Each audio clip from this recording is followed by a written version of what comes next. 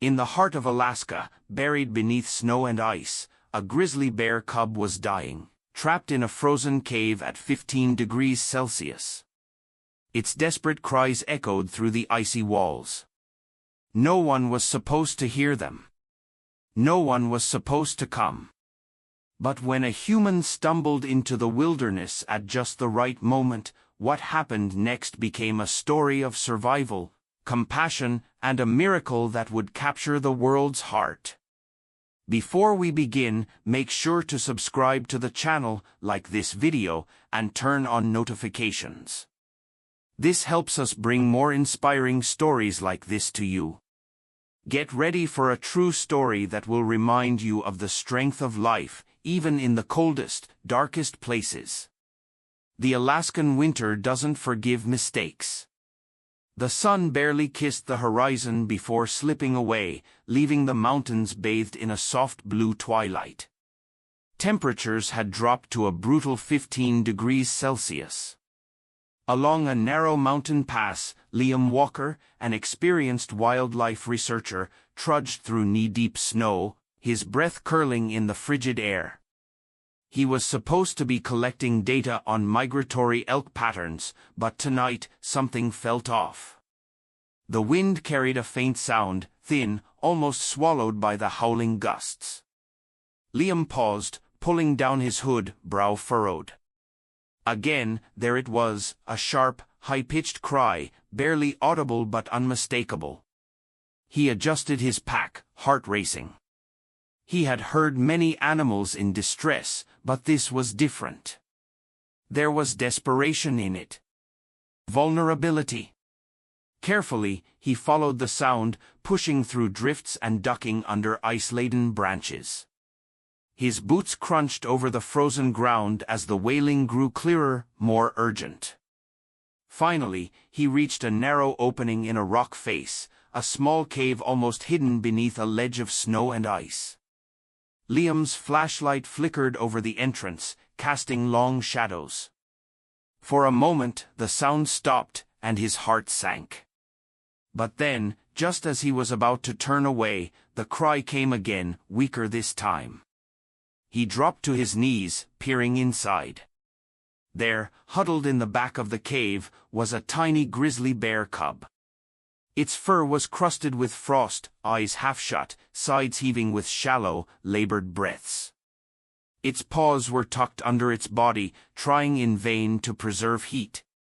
Liam's chest clenched. He looked around. No mother in sight. That was a death sentence. Wild instincts warred with human compassion inside him. He knew the rules: don't interfere, don't touch wildlife. But here, in this freezing cave, was a life slipping away before his eyes. His fingers trembled as he reached for his radio. "Base camp, this is Liam. I found a grizzly cub alone. Condition critical. Requesting guidance." Static crackled back. The batteries were dead. Liam sat back on his heels, cold seeping through his gloves, his mind racing. He was 20 minutes from base. Night was falling fast. If he left now to get help, the cub wouldn't survive. If he stayed. He looked at the tiny, trembling body. He already knew what he was going to do. Liam's breath came in short bursts, white clouds dissolving into the freezing air. He knelt at the mouth of the ice cave, heart pounding, every survival instinct screaming at him to walk away. But his eyes were locked on the cub. It was so small, the kind of small that made your throat tighten. Its paws twitched feebly, its thin whimpers fading into the hush of the snow. Liam felt the crushing weight of responsibility settle on his shoulders. His training told him not to interfere. His heart told him he couldn't walk away. Carefully, he crawled inside the cave. The space was tight, a pocket carved between rock and ice, but just wide enough to squeeze through. His flashlight beam swept over the cub, illuminating its tiny frost-bitten ears and trembling body. Up close, Liam could see how bad it was. The cub's breathing was shallow, its eyes half closed, frost crystals clinging to its eyelashes. "Hey there, little one," Liam whispered, his voice catching. "Stay with me." He pulled off his backpack and dug through it. No blankets. No heating packs. Nothing meant for a rescue, only data sheets, food bars, and a first aid kit. His hands shook as he unzipped his parka, pressing his own body heat into the freezing air between them. Suddenly, a rustling sound behind him. Liam froze. Slowly, he twisted his head.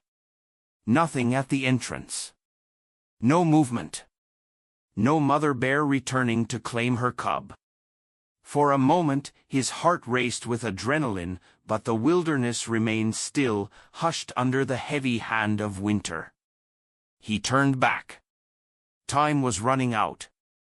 Liam reached into his pack, tore open a protein bar, and crumbled a tiny piece near the cub's mouth. It didn't respond. He touched its cold nose gently, then tried again. Finally, a weak flick of its tongue. Relief flooded him, but fear chased it just as quickly. How was he going to get the cub out? He assessed the landscape.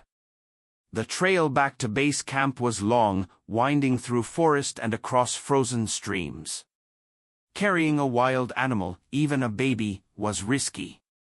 But staying here meant death for both of them. Liam unzipped his coat all the way, pulling the trembling cub close against his chest. He felt its feeble heartbeat against his own, a fragile flutter in the cold. As he tucked it inside his parka, the cub let out a faint sound, something between a sigh and a whimper. "Hang in there, little one," Liam murmured. "We're going home." Outside, the wind picked up, sweeping across the ridge in icy gusts. Liam braced himself, took one last look at the cave, and stepped into the storm. The cold bit into Liam the moment he stepped out of the cave. Even through layers of clothing, the 15 degrees air found its way to his skin like sharp needles. But it was the weight pressed against his chest, the frail bundle of fur tucked inside his parka, that filled him with the deepest urgency. The cub let out a soft, broken whimper, barely audible over the wind. Liam tightened his arms around it, feeling its tiny heart flutter against his ribs. "Stay with me, little one," he whispered, his breath curling into the night air. The trail ahead was brutal, snow piled in deep drifts, ice crusted over rocks and tree roots, and the sky overhead was a dense, colorless dome. Liam knew every step mattered, not just for himself, but for the life he cradled against his chest. He pushed forward, leaning into the wind, each stride a battle against exhaustion. His boots slipped on the icy ground, his legs burned, and his fingers throbbed with cold inside his gloves. But he couldn't stop. Every time his resolve wavered, he felt the cub stir faintly, its soft, rapid breaths urging him on. Half an hour into the trek, Liam reached the frozen creek. He paused. The ice was thin here, a treacherous stretch he normally avoided. But doubling back would cost him precious time the cub didn't have. He tested the surface cautiously with one boot, eyes locked on the other side. The ice creaked but held. Step by step, he crossed. Halfway over, a loud crack split the air. Liam's stomach lurched as his foot punched through, icy water soaking his boot. Heart hammering, he leapt back, muscles screaming in protest. He knelt on the bank, panting, clutching the cub tighter. It whimpered weakly, its tiny head pressing under his chin. "I know," baby Liam murmured. Shaking, "I know," he said with gritted teeth. He pushed on. As the miles passed, the cold seeped deeper. His legs felt like lead, his breath came ragged, and his vision blurred at the edges. But the thought of stopping, the thought of failing, was unthinkable. Somewhere deep in the wilderness, Liam dug into a reservoir of strength he didn't know he had. Finally, after what felt like a lifetime, the outline of base camp appeared through the trees, the glow of the generator lights flickering through the storm. Relief flooded Liam so fast his knees buckled. Almost there, he whispered, staggering toward the cabin. Behind him, the snow-covered woods stood silent, and the narrow cave where the cub had been left to die was swallowed by the night. But here, in Liam's arms, a heartbeat still fought on. Liam stumbled into the cabin, nearly collapsing as the door swung shut behind him. The blast of warmth hit him like a wave, and for a split second his knees buckled. He caught himself on the edge of the table, his breath coming in harsh gasps, snow melting in rivulets down his jacket. Inside the coat, the cub let out a faint, broken whimper. "Hang on," Liam murmured, his voice trembling, his fingers shaking as he worked to unzip his parka. He peeled it open carefully, revealing the tiny body curled against his chest. The cub's fur was wet, clumped with ice, its tiny ribs moving too fast under thin skin. Its eyes fluttered open briefly, glazed and unfocused, then shut again. Panic clawed at Liam's throat. He laid the cub on a folded blanket near the fireplace, moving quickly, his hands working almost on autopilot. He tossed more wood onto the flames, cranked the thermostat, and dragged a space heater closer. Then he grabbed towels, wrapping the cub as gently as he could, rubbing its fur in small, steady circles to bring warmth back into its body. "Come on, baby," he whispered. "Stay with me." But the cub's breathing was shallow, uneven. Liam knew that hypothermia wasn't just about cold, it was about shutting down. He'd seen it in humans before. The hardest part came just when you thought the danger had passed. He rushed to the kitchen, yanking open drawers. No formula. No special supplies. Only milk and honey packets from the camp rations. He hesitated for a heartbeat, then mixed a tiny amount into a cup, heating it slightly. Back at the cub's side, he dipped a cloth into the warm liquid and gently brushed it against the cub's mouth. For a long, agonizing moment, there was nothing. Then a flicker, a tiny, hesitant lick. Liam let out a ragged breath, blinking back the sting in his eyes. "That's it, sweetheart. That's it." He kept going, cloth, warmth, whispered encouragements, for what felt like hours. Outside, the storm roared against the walls, rattling the windows and howling through the trees. But inside, a fragile battle was being fought, for every heartbeat, every shallow breath. By the time dawn light crept pale and silver through the window, the cub's breathing had steadied just enough to give Liam hope. It was still weak, heartbreakingly weak, but alive.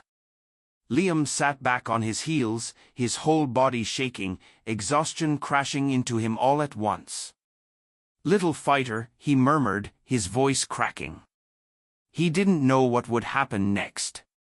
He didn't know if the cub would make it through the day. But for the first time since stepping into that frozen cave, he allowed himself to believe that maybe, just maybe, they'd both survive this night.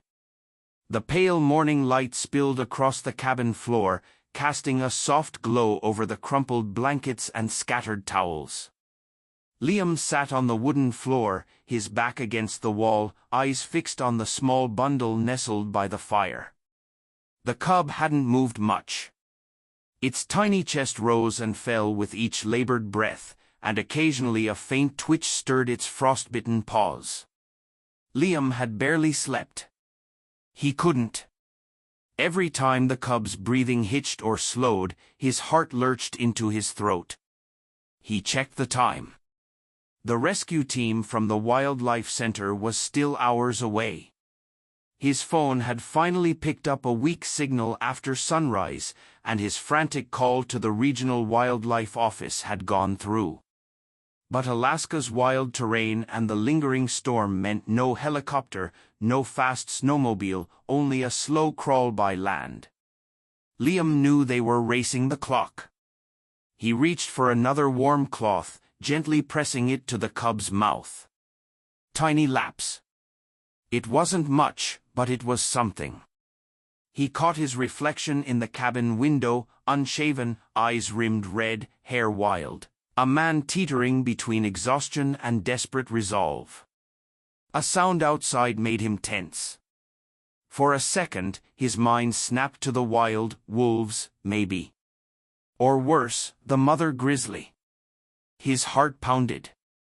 He stepped to the window, carefully peering through the frosted glass. Nothing.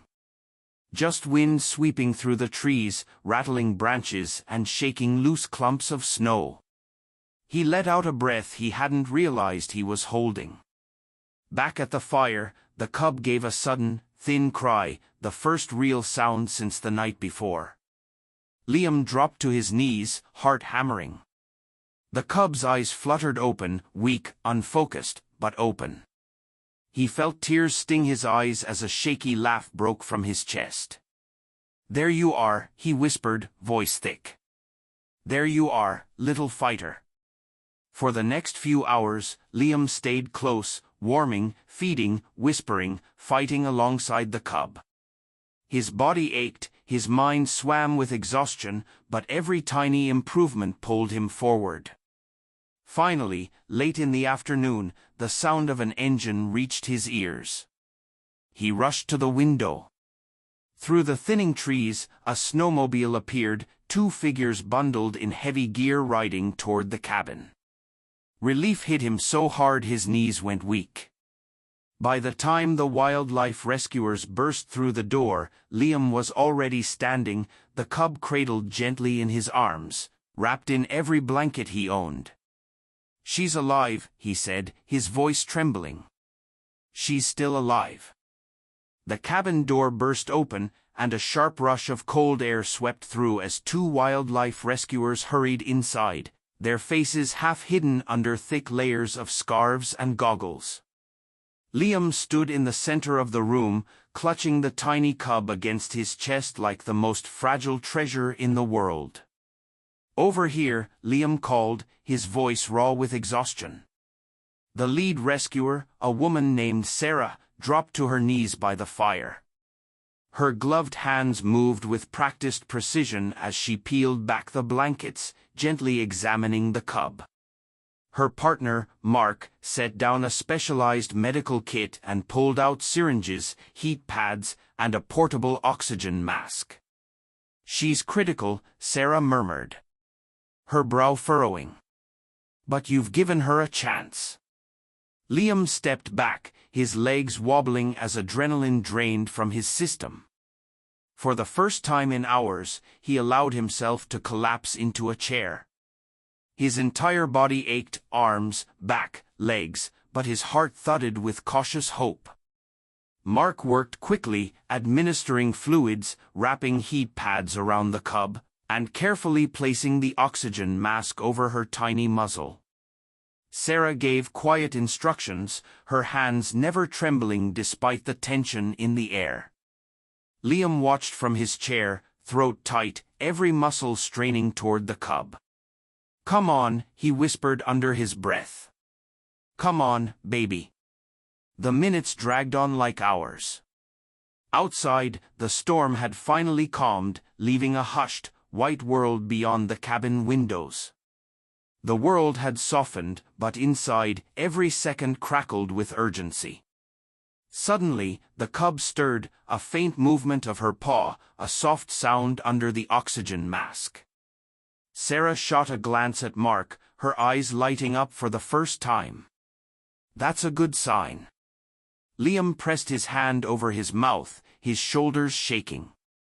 For the first time since stepping into that frozen cave, he allowed himself to cry. "She's fighting," Sarah murmured, almost as if speaking to herself. She wants to live. As the hours passed, the cub stabilized, little by little. Sarah explained their plan. They would transport her to a wildlife rehabilitation center where specialized care awaited. They'd monitor for pneumonia, frostbite, organ failure. Nothing was guaranteed, but she had a chance now. A real one.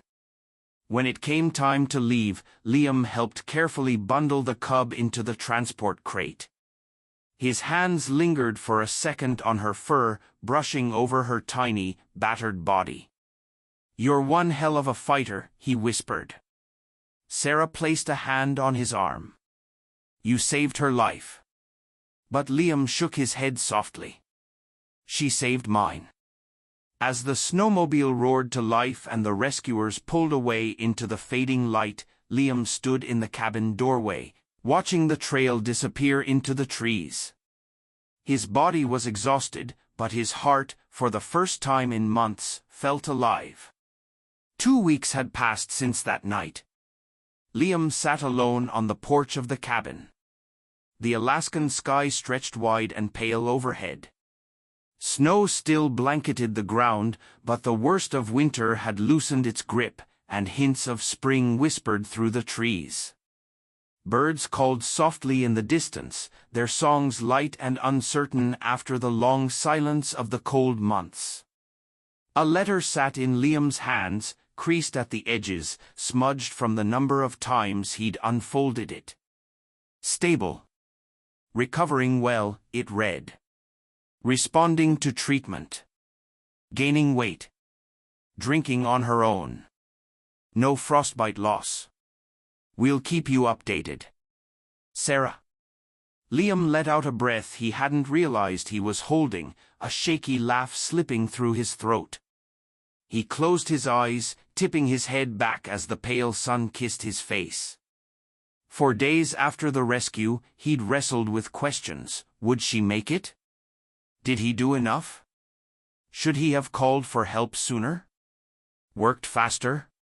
Fought harder? But the truth was simpler. Sometimes, survival hangs on the tiniest thread. And sometimes, holding on to that thread with both hands is all you can do. He rose, walking slowly down the narrow path leading to the trees. His boots crunched softly over packed snow, the air crisp against his cheeks. As he reached the edge of the forest, he paused, listening to the quiet hush of the wind. He remembered the first moment he heard her cry, that thin, desperate sound that had reached across the vastness of the cold and found him.